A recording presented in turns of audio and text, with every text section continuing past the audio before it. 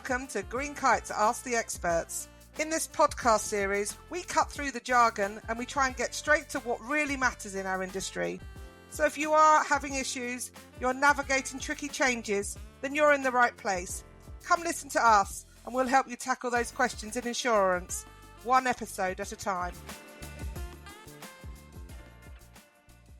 Hi, good afternoon. I'm delighted to welcome John Needham from PKF at the next of our podcast, talking about the MGA sector and delegated authority within the London market. John comes without the need for any kind of introduction. You've probably bumped into him at Instech London or seen him at the MGAA. If any of you out there have started up an MGA or a cover holder, definitely his name's been in the mix. He's an accountant by background, a delegated authority expert by choice, and has advised many and all of you in the market. So what we thought we'd do today is we'd share some of our experiences, because we both come and look at MGAs through a different lens, I think is fair to say, isn't it, John? Yep. But actually our experiences are similar and distinct. And so what we thought we'd try and do is have a chat and make it as animated and as interesting as possible around what do you do to make sure your MGA survives, and when you're in trouble, who do you speak to, or what can you do to make sure that you can carry on trading and get through those difficult patches when you're in startup scale-up mode. And I can honestly say from experience, I know what that feels like, having started my own business 5 years ago. And I know John has been on many a journey with MGAs struggling, and seeing the light at the end of the tunnel is often difficult without the support of people like John. So John, Wow. Welcome. Thank you. Thank you very much. That's quite an intro. As you say, our worlds sort of cross over quite a lot, which is, I guess, why we're doing the podcast together. Going from that accounting, financial, reg side, and sorry, you had all your bits in to give a wider view on life for the MGAs that we help. So yeah, super happy to be here. We ended up kind of, more luck than judgment, being in the same place at the same time. Yeah, I mean, for those of you who know us well, we both have a love of wine from various sectors, and you may or may not guess it, but we're sitting in a wine cellar the week before Christmas, hopefully going to have a nice glass together when we finish recording this. So it's not going to be published till the new year, but so that explains where we're at, and how well we know one another. There we go. So, okay, so MGAs, cover holders, what does it mean? What do you think we need to have in place if, when we're advising our clients, what do we tell them as a basis? What do we both think that they need to have in place to be successful? Okay, so yeah, we put together some ideas on this, but I think if we go from a real high level, currently, we're in a market where I think the underwriting results and the focus on underwriting have to be the key. That's underpins the whole long-term success of the business in terms of profitability and valuation. But there's a whole bunch of other things that we need to put in place to support that underwriting activity in terms of the normal business operations of a regulated intermediary. So I know we put together a few things. What do you want to go through those? I mean, I guess what do people come and ask me about is regulatory permission. So everyone goes, well, we know that we need to be authorised. How do we do that? So, you can still be an AR, you can apply for full authorisation, and what I would say to John is, if you have regulatory concerns, we can normally help you through those and troubles on the journey. And for me, it's almost come full circle that two non-underwriters are now saying the most important thing is underwriting, right?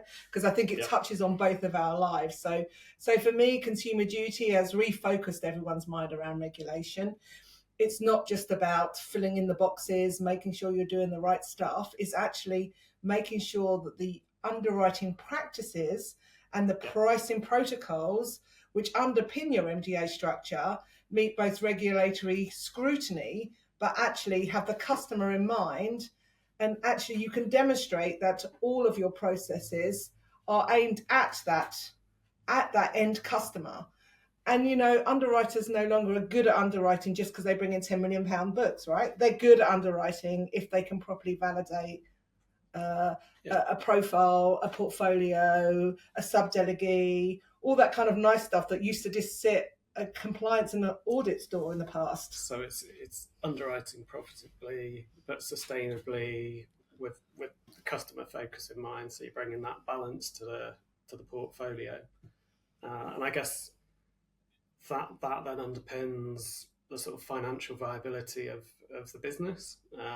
So we've got, with a lot of the MGAs, we'll be looking for profit commission, which is obviously a key part of their income. And I guess we're seeing a bit more of the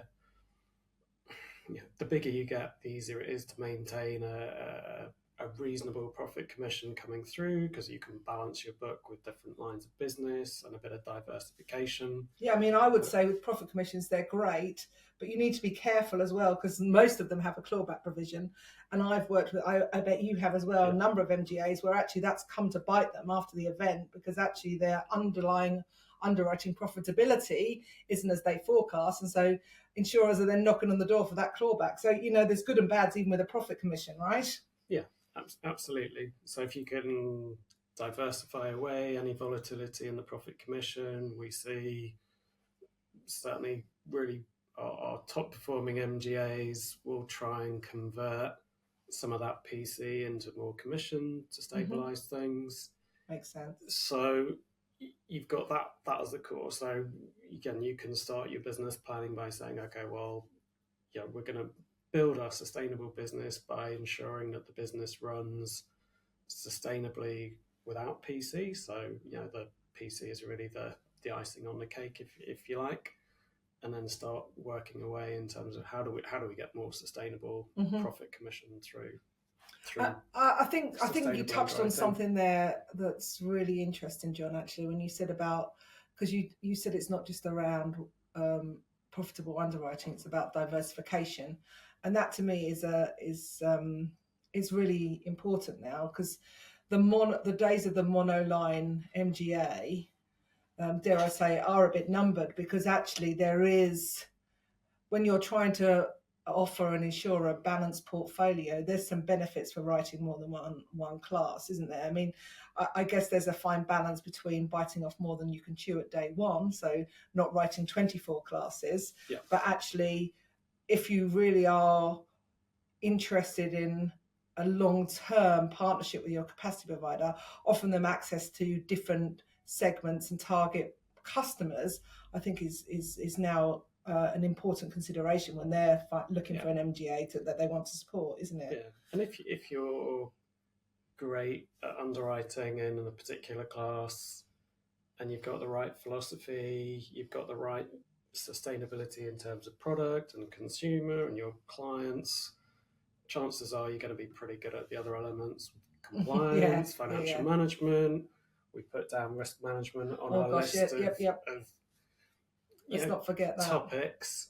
If you're good at all of that on one class, chances are you're probably going to have that same philosophy across other classes. If you bring in a different class underwriter, let's say, or let's call them a class underwriter, and start to widen out that portfolio, quite often, going back to what you were saying about the monoline, super hard, particularly if you're a startup as well.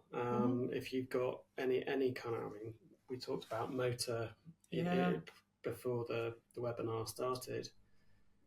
If you're a single line mono motor MGA, you've got potentially huge volatility in that startup phase. So I guess even before you get going, having a think about how that underwriting, I mean, it almost is chicken and egg, isn't it? Because when you're a startup, you don't want to be writing more than one class, and you don't want to be promising lots of income to any insurer. But actually, to become an attractive proposition these days, you actually have to have some volume of income and or distribution that you can offer an insurer partner, because it's a hard market to crack out there, isn't it? To find the right insurer partner of choice. Probably more so than ever, we've got support from an underwriting perspective. So we've got Lloyd's being quite positive about MGAs and their importance to the market. We've got new carriers coming into the market. A whole bunch of new fronting type Yeah, the insurers front coming is in. a whole new move, which is quite an interesting one, isn't it? I mean, I think definitely there's a move in the market, I think, to kind of monopolize on delegated authorities, if you like, because they are seen as a good means of securing market segments, but also keeping one's underwriting costs down. So, I mean, I think there is this influx of new carriers, but actually they're more demanding almost. So it's not, even though there's lots of capacity seemingly available, it's not making it any easier for our MGAs or cover holders to secure, is it? No, I think again that's one of the things we were talking about pre-call was some of the work that you're doing for carriers. I think they're spending more time, resource, energy in understanding the risks associated with delegation, but also the management of that, and then that hits the MGAs because the carriers are much more proactive potentially in getting involved in Yeah, management. I think gone are the days where a cover holder could sit on a bordereau for 3 months and not worry about sending it to carriers. I mean, at least they know that those bordereaux are outstanding now, and indeed, there is almost two different chains of thought, isn't there? So an insurtech may have straight through API kind of connectivity, so they insert for certain carriers are an attractive proposition because there's an immediacy around the data and the MI. For others, the more traditional bordereau kind of style Excel reporting kind of template is fine, but I think carriers are now demanding that information in a more consistent fashion, definitely in a more timely fashion, and actually they're using that data and MI for the first time, in my view, to identify potential concerns around operational issues and or indeed performance in a much earlier stage as a means to kind of access and get availability with and contact to the MGA. So I definitely think there's a movement around data and MI to support any kind of MGA more than I've seen for a while. Whether or not that's consumer duty related, I don't know what your view is, or just generally a move to people wanting to do more technical underwriting, if you like. I think that's right. So, you mentioned InsurTech London, and the guys there are doing a good job in terms of showcasing a lot of the stuff that's out there. But one of the things I guess I've observed in that area is just the volume of new products coming onto market, whether it's underwriting workbenches or data feeds, technology that can support that underwriting process. If we go right back to where we started with what makes a sustainable MGA, you've got this. You have to really have thought about your technology platform or be thinking about it in terms of that ability to be able to communicate effectively with the underwriters, management of underwriting, effectively being able to utilize the new technology that's available to you. The other, in fact, I had a really interesting conversation last week with an MGA who was looking at different products to effectively allow them to rebalance the scale of their business or the balance of skill levels in their business. So effectively saying, look, I don't want to have a whole army of underwriting technicians and assistants. I want to build a top heavy structure, and I'm going to effectively allow myself to do that by supporting the whole thing with some really nice technology platform to perform a load of functions that again historically would have been. Yeah, and I think that's quite interesting. In fact, one of the podcasts of the series that we're having is with the technology platform, and we will be speaking about why it's so important for MGAs to have the right platform. Because I mean, to be honest, there's lots out there, and lots of MGAs develop their own. But actually, I think one of the key things that I found, and I know that you mentioned beforehand, is that a platform is only going to be of use to your MGA business if it's properly configured to suit your business and actually gives insurers the information that they're demanding of you. So there is that greater appreciation, I think, of what insurers need to make sure that your MGA is able to provide and facilitate the production of information for them. And that didn't really used to be part of the take-on process or the due diligence, if you want to call it, of an insurer. But I think consumer duty definitely. But I just think generally people are just that demand is now there, isn't it? Yeah, exactly. I think if you're to be honest, I think most new startups that we're seeing, in the last 12, 24, 36 months have had technology right at the start of that discussion on their mind in terms of what platform are we going to use. I think there's still a problem to a degree in the market that it's super difficult to evaluate which tech platform is the one for you, and that question keeps coming up. Who should we go to? Who should we talk to? I know. And I mean, I think also when you're gearing up as well, it's actually, that can be the means to making more underwriting profit, like in the model that you just mentioned, can't it? But actually, if you're not with the right tech platform, then actually some of them don't offer that capability to do top level those people and scale up in the way that you just said.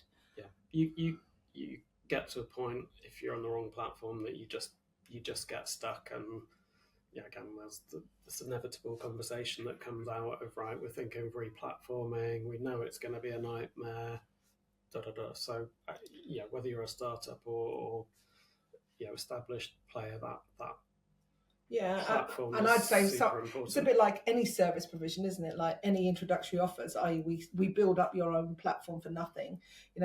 Be careful. There's often a sting in the tail because there's nothing.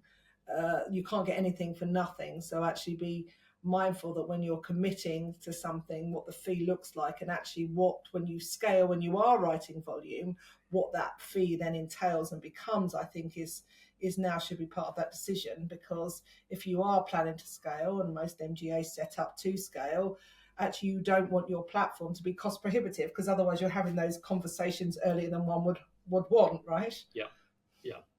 Totally.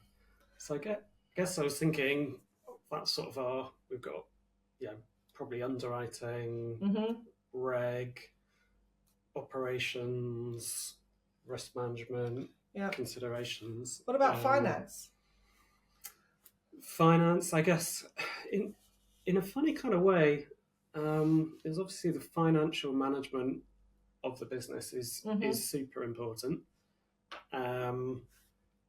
If we look at that from a couple of different lenses, so I guess as a startup, getting financing is obviously a little bit tricky, but I think for established teams or capable teams that are leaving existing businesses with a track record, there is a lot of positivity around MGAs at the moment. So the funding landscape is probably easier than it has been for a little while.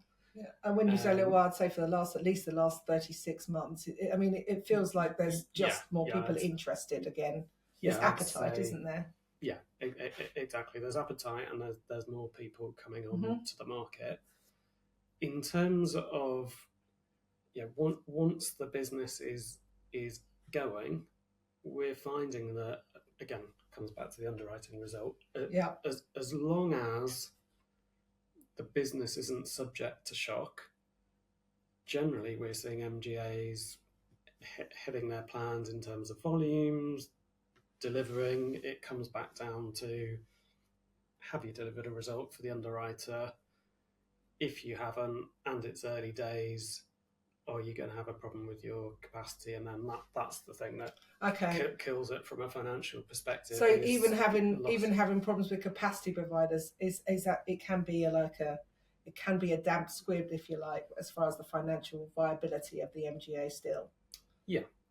Okay. Yeah, exactly. So I think if we're in a positive place in terms of funding. We're in Mm-hmm. a positive place in terms of the outlook for MGAs and the support that's there in terms of probably some of the cost of setting up an MGA Yeah. are lower than they have been for a while. Yeah, well, Because definitely you there's can lots of rely a bit more on outsourced providers and outsourcers, yeah and there's lots of organisations like ours that kind of say you can have a one day of a GK and a GC and one day of a CFO a month, and I think there is yeah definitely a willingness to support in the environment, isn't there? Support these new yeah startups. the infrastructure in London Yeah, market or elsewhere is it's there, much better than it's been before. and there's some more established players out there, so you can get going, potentially get funding, and then get ongoing funding to a degree. It is the thing that you're trying to deliver in terms of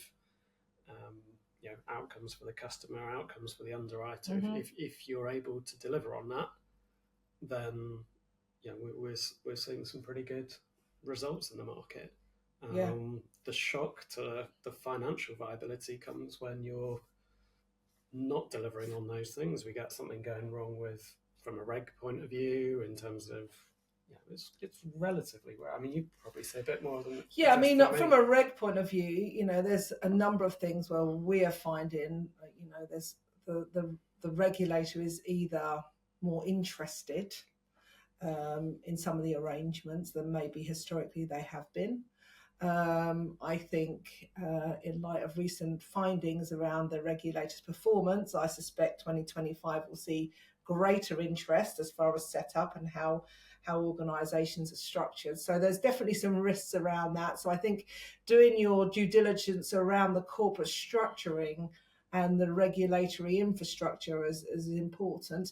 But a bit like the financial issues, the triggers kind of are the same. So if you can demonstrate good underwriting in that you're writing the right risks, you're getting the right results, and you've got the right customer outcomes, then I think generally most other regulatory issues, and this is a bit of a broad sweeping statement, so don't hold me to this, but most other issues can be resolved as long as we maintain communication in an open and transparent way with the regulator. I mean, lots of people think that the regulator is obstructive, and in certain regards they are, but actually they don't want to close businesses down. They understand that some of the decisions they made in 2024 maybe had unintended consequences, but actually when you speak to the individual sitting behind the scenes, actually all they want to do is make sure that the insurance distribution organisations, be they broker or MGA, are actually still maintain their hold in the market, because they do appreciate the importance that they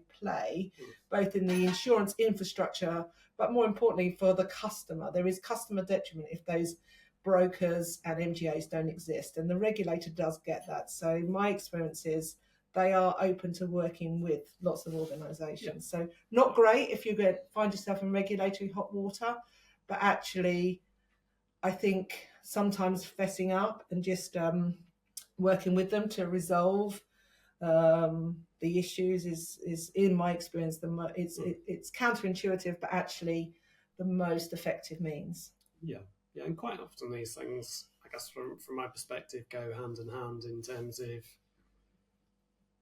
maybe sort of starting to look at the culture and the philosophy of the business. If you have the right kind of outlook on all of these, financial management, underwriting performance, reg. Great. The culture of the business when you're dealing with a regulator will come through, and if you're convincing the regulator that you're trying to do the right thing, then ultimately you're probably going to be okay.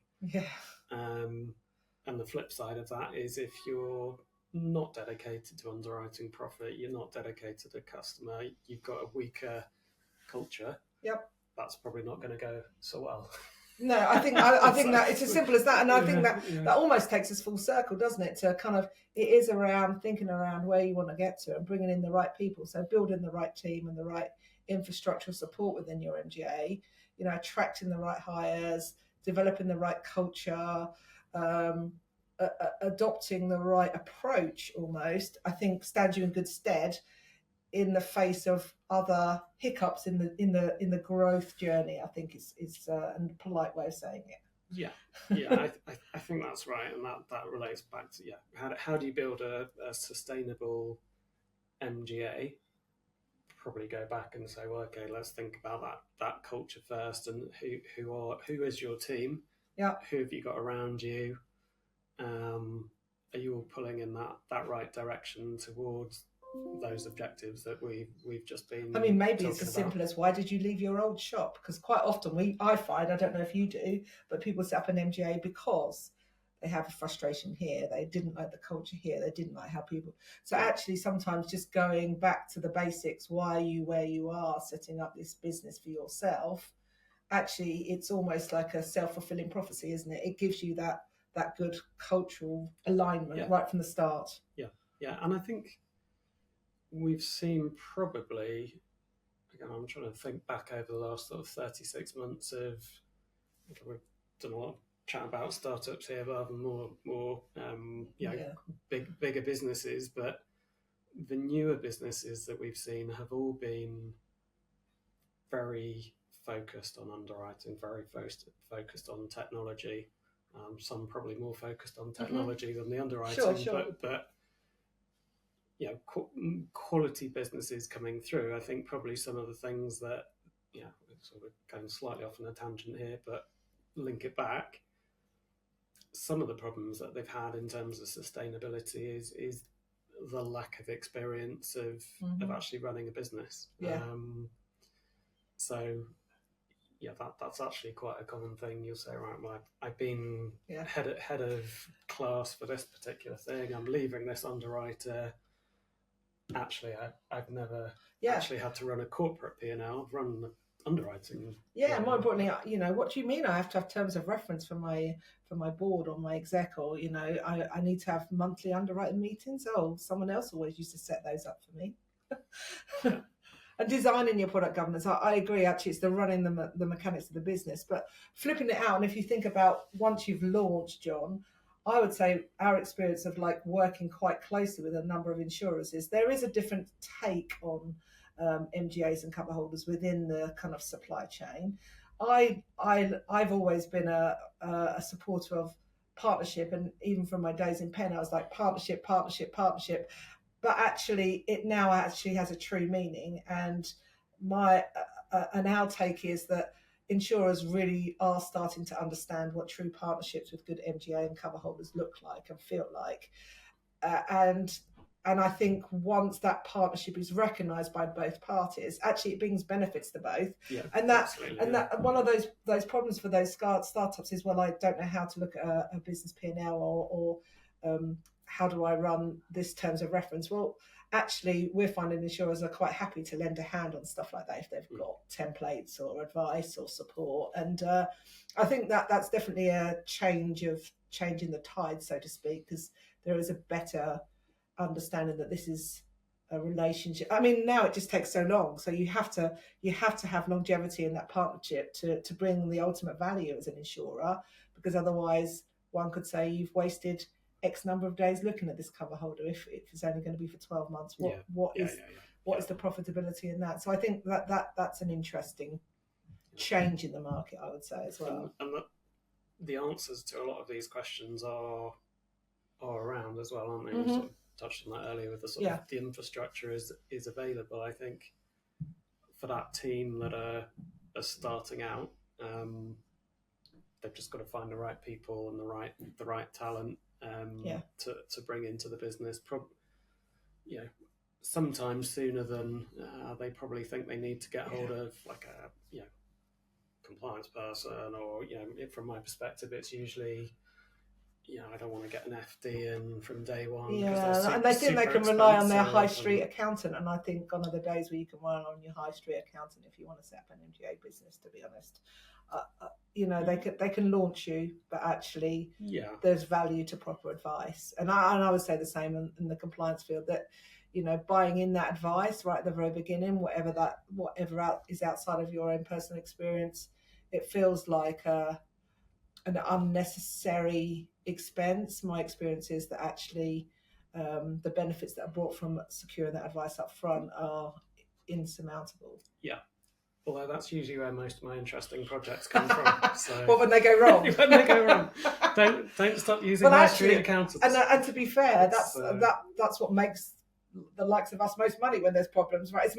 It's much easier to support lots of firms that are all running smoothly, and that's what I'd much rather do actually. But yeah, it's sometimes more cost effective to pay for the upfront advice rather than just bring it in when it goes wrong. It's interesting though, because I guess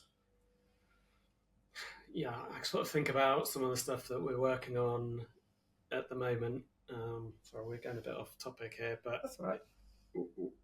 We've got data issues, we've got issues with sort of regulatory capital, we've got, we didn't register for VAT, or we've got VAT. Oh, I love a VAT. I've had a few MGAs that have had trouble with not registering correctly. Reverse charge stuff going on.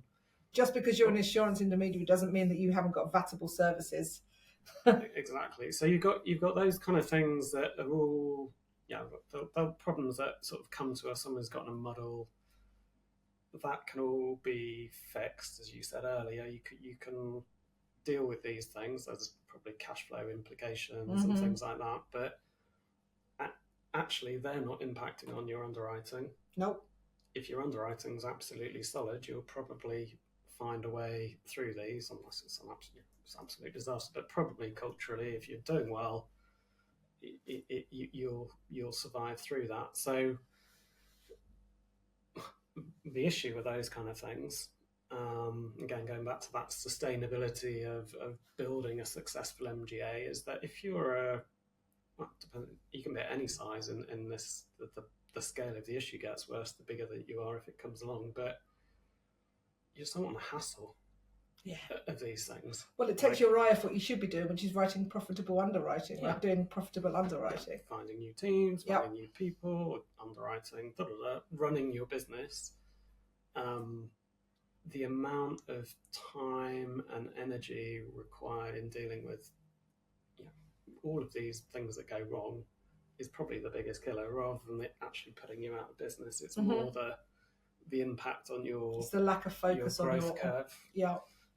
Or you do take your eye off the underwriting. We had one client who, I won't say too much, but effectively the management team got totally distracted with an issue, and actually on a particular product, wasn't a big product, but they completely lost track of the renewals on that binder for that product. Yeah. Which caused some massive headaches, as you can imagine. Yeah, so, it's not just income; it's revenue for insurers, it's continuity of service. There's all kinds of regulatory implications depending on the class. Yeah, that's a toughie. I guess drawing some of these ideas to some kind of conclusion and help. I suppose where we're landing, and forgive me if I'm kind of summarising, but I think what we're kind of saying is keep your eyes on the ball, and when your eyes are on the ball, and that means good underwriting, controlled underwriting, good relationship management, even if you're an insurer or an MGA, because you're likely to have an extended supply chain or rely on external services. Build a team that you trust, build a team that can grow with your entity. Don't go for budget people. Yeah. In your support staff. Yeah. Cheapest is not always best. No. But I think always be guided by where your market or what your intentions are for your MGA business. So, I think that's important. What else would you say should be up there on your checklist of things to consider before you jump in? Or if I think exercises like this are quite helpful, having run my own business every 12 to 18 months. So revisit, because what I've found is, and I don't know if other people agree, but what you devise for your business now probably won't fit your business in 6 to 9 months. So So that doesn't make it a wrong decision. Actually, I think you need to be open enough yourself to constantly question whether or not it's the right decision or the right place, depending on your development. And I think, having this checklist at day one isn't just a checklist for day one. It's actually something that should be applied routinely. Yeah, and I think we sort of touched on that risk management piece earlier, but just that whole what's gonna throw me, what's coming up, where am I going next? And we're always talking about business planning, but constant evaluation of that and challenging what the business is doing, and that whole thing of what's next drive me off the road is the there's lots of things, and I think just being alive to the risks that are there is there's the old adage, isn't there? A problem is shared if your problem is halved if you share it, but also being alive to the risks don't make them a risk. And I think that whole piece around having a resilient business by being aware of what the risks might be, not ignoring something. There are signals, aren't there? Yeah. Have your own MI and KPIs. Don't just give it to insurers. Use it to run your business. I'm struggling to run management reports. Okay, red alert. You can't be in that environment anymore. We used to have that. Put your hand up and ask someone what you need to be running, and get you an MI pack so you can understand your own business. I think it's all about, it's just being cognizant of the risks, isn't it? Yeah, and I think, I suppose that's easy to say. You've got some teams that will be aware of the risks and then they're able to manage them, and then other teams that don't necessarily know what they all are. But I guess that's again comes back to the value of surrounding yourself with people that are aware and can flag some of those risks up to you, and having those guys as part of the management team or as your advisors to keep you back on that path of, right, I understand all these things that are gonna come up on the journey. And definitely from our experience of you work with some huge carriers as well, those risks never stop, or the issues that come along never stop. They just change in nature, and your team and your business will evolve, or needs to evolve the whole time to match. All right, well, I think we'll leave it there for today, John. Thank you very much for your time and for imparting your invaluable knowledge. It's been a delight to have you on board, and I hope you've all found that interesting. And if you need any help, then this man is the man, or this girl might be the girl. So hopefully that's been useful and enjoyable to listen to. Cool. Thanks very much. It was super fun. See you. See you. Thanks for tuning in to Ask the Experts with Green Kite, and we hope that you've gained some valuable insights which help you steer your insurance journey with confidence. Remember that for every complex question, there's always a clear answer just waiting to be unearthed. Join us next time as we continue to decode the intricacies of the insurance world. More expertise on demand? If you need it, then visit our website. Take care, and see you all on the next episode.